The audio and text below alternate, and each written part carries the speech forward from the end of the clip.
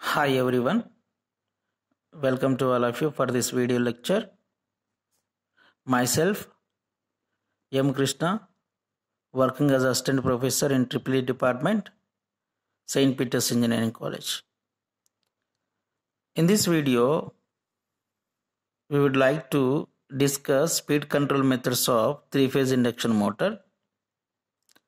In the previous videos, we already discussed three methods: frequency changing method, pole changing method, applied voltage control method are already discussed in the previous videos.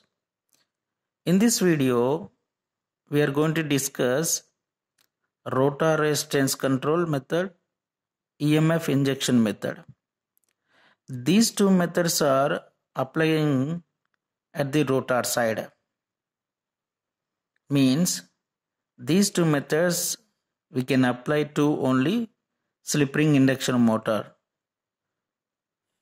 We couldn't apply this method to squirrel cage induction motor as the winding, the bars on the rotor are closed at the ends with the help of conducting rings. There is no chance to insert any resistance in the rotor circuit of squirrel cage induction motor. So we'll see firstly rotor resistance control method. In rotor resistance control method, the relation between speed and rotor resistance is inversely proportional. Means if we increase the rotor resistance, then rotor speed is going to be reducing. This we can see with the help of torque speed characteristics and its basic diagram. This shows what?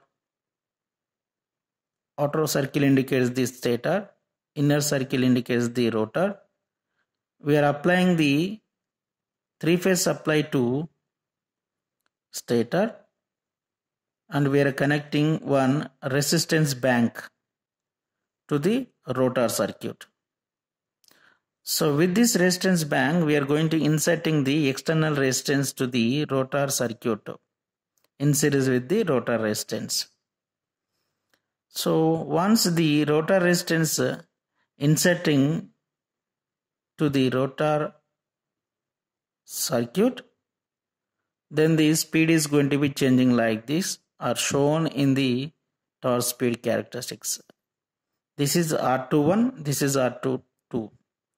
R22 is greater than R21. So this is our load curve. Generally we are taking here the load curve is fan load curve. So these are the operating points. These are the operating points. From this we are getting different speeds. When we increasing the rotor resistance, the speeds are falling down.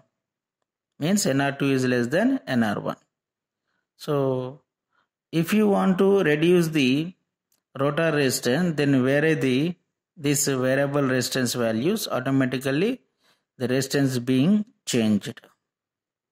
Okay, we'll see the other method.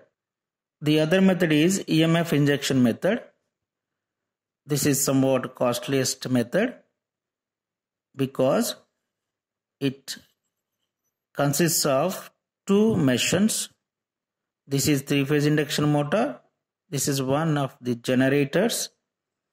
Generator is using to inject the EMF into the rotor circuit with the help of slip rings and brush combination. Look at the diagram. It is very clearly shown here. This is three-phase induction motor. This is a generator. There in between a common shaft. Upon the common shaft, there are three combinations of slip rings and brushes are placed. From that, the circuit is made like this.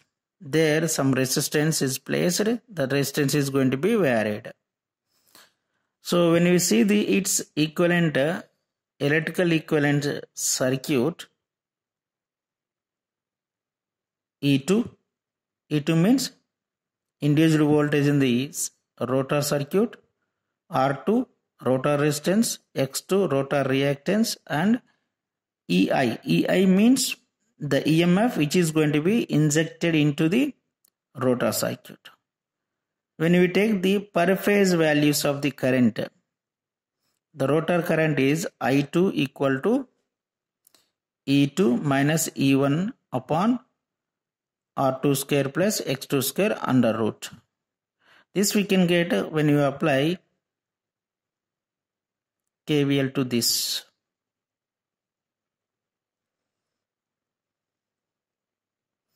Then we see when we increase the inject voltage, automatically the rotor current reducing.